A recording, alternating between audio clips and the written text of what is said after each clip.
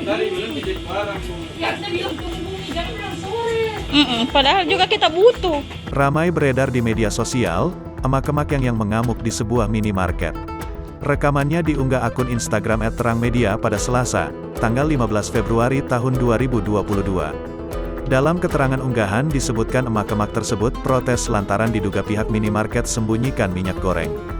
Perekam video mengaku kecewa pada pegawai minimarket karena merasa dibohongi bahwa minyak goreng sudah habis, padahal stok barang baru masuk.